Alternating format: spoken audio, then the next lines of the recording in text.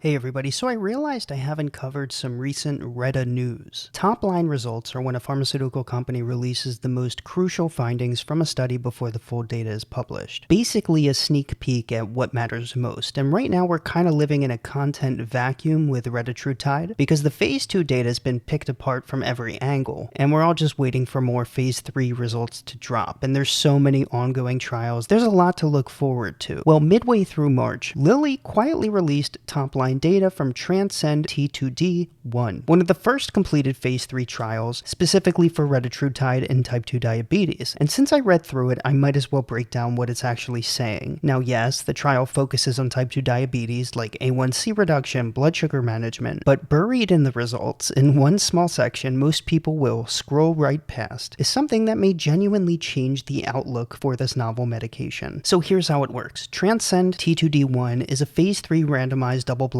placebo-controlled trial, the gold standard, and we'd expect nothing less. They enrolled 537 adults with type 2 diabetes who weren't hitting their blood sugar targets through diet and exercise alone. So these participants had an A1C between 7 and 9.5%, a BMI of at least 23, and a relatively short average diabetes duration of about 2.5 years. Importantly, none of them had been on any diabetes meds for at least 90 days before the study, and none had ever used insulin outside of pregnancy. So this is generally speaking a treatment-naive population, so we have less confounding from background meds, right? The water is less muddled. They split the participants into 4 equal groups: Reta 4 mg, 9 mg, 12 mg, or placebo. Everyone started at 2 mg once weekly and then stepped up every 4 weeks until they hit their target dose. So the 12 mg group, for example, went 2, 4, 6, 9, and then 12 mg. A slow, deliberate escalation over about 5 months. The whole trial ran 40 weeks, and the primary endpoint was A1C reduction from baseline. Weight loss was a key secondary endpoint. Now let's get into what they actually found. Across all 3 doses, Retatrutide nailed the primary endpoint. A1C dropped by 1.7% with the 4 mg dose, 2.0% with 9 mg, and about 1.9% with 12, compared to just 0.8% with placebo. From a baseline A1C of 7.9, that's putting a chunk of the people enrolled right at or below target. And remember, this is with zero background diabetes medications currently playing a role as well. But here's where it gets really interesting for the weight side. At the 12 mg dose, using the Efficacy estimand, participants lost an average of 36.6 pounds. That's 16.8% of the body weight in just 40 weeks. Quick note, an estimand is basically the specific way a trial defines and analyzes the treatment effect, and the Efficacy estimand usually focuses more on the effect while participants are actually on treatment. Even the lowest 4 mg dose averaged 24.5 pounds gone, and it's worth noting this is in a population of people with type 2 diabetes where weight loss has historically been harder to achieve compared to people without this condition. For context, the placebo group lost about 6 pounds. And interestingly, there was no weight loss plateau. At 40 weeks, the curves were still going down without leveling off, which raises an obvious question: where does this thing bottom out? Semaglutide and Tirzepatide typically show plateau marks around 60 to 70 weeks, so I imagine Reta may follow a similar pattern, but we don't have published Retatrutide studies yet that go far beyond 48 weeks, so it's something just worth waiting for at this point. Now, let me get to the part that genuinely caught me off guard. We know Retatrutide is potent in glucagon receptor agonism. Its unique feature compared to Semaglutide and Tirzepatide is likely one reason for its superior weight loss properties. The biggest theory behind this idea is improved energy homeostasis, or better ability to decrease caloric input while favoring energy output, priming metabolism for continued weight loss in simpler terms. But with more powerful drugs oftentimes comes more baggage. In the case of Reta, we've seen discontinuation for multiple reasons: severe gastrointestinal upset, excessive weight loss in some participants, and some instances of more serious outcomes like cholecystitis, acute pancreatitis, and diabetic ketoacidosis. There's also a relationship between glucagon receptor activation and increased heart rate, which didn't necessarily drive Reta's discontinuation stats, but is a notable feature that may be more relevant to Reta than the current incretin drugs people are used to. And previous numbers reflected that. In the phase 2 obesity trial, not the diabetes trial, up to 16% of participants on the highest doses of Retatrutide discontinued due to adverse events, compared to 0% on placebo. In the phase 2 diabetes trial, 8% of Retatrutide participants across all dose groups dropped out for the same reason. For context, Semaglutide and Tirzepatide often land somewhere in the mid-single digits digit to low double-digit range across major trials, depending on the population dose and whether we're talking about all adverse effects or GI-specific discontinuation. In the recent SURMOUNT-5 head-to-head trial, Tirzepatide came in at 6.1%, with Semaglutide at 8.0%. In the SURPASS-1, Tirzepatide's GI-related discontinuation was 2 to 7%, so Retatrutide at 16% wasn't just higher, but meaningfully higher. And it raised a real question: is Retatrutide too aggressive for widespread use? Which is exactly why this one line buried in the Transcend T2D1 press made me raise my eyebrows, and I almost spit my coffee onto my computer screen. Discontinuation rates due to adverse events were 2.2%, 4.5%, and 5.1%, with Reta 4 mg, 9 mg, and 12 mg respectively. The 12 mg dose, the same dose that saw 16%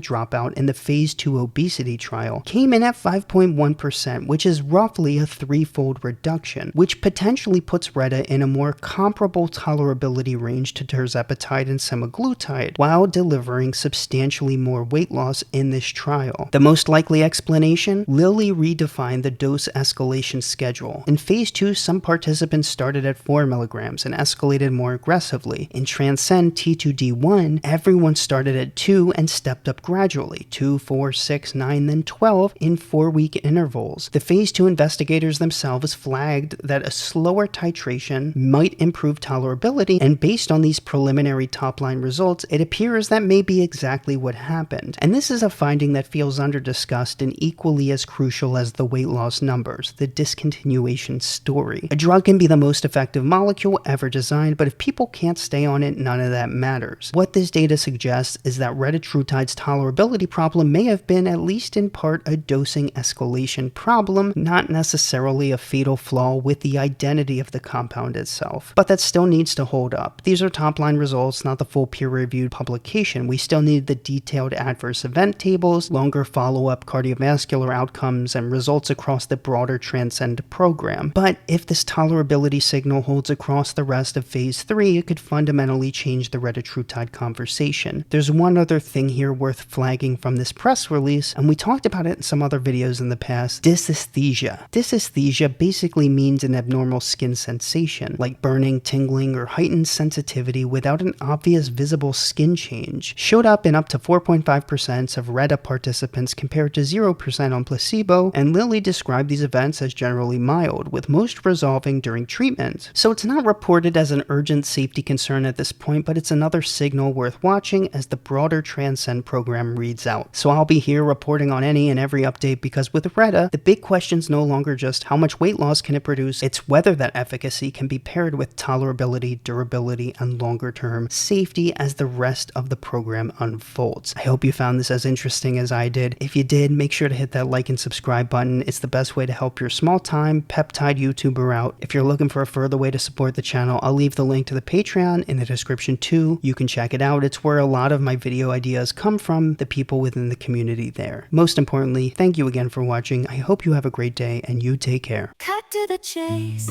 evidence-based. Pull up a chair, let's get this straight. Peptide buddy, he's your peptide buddy.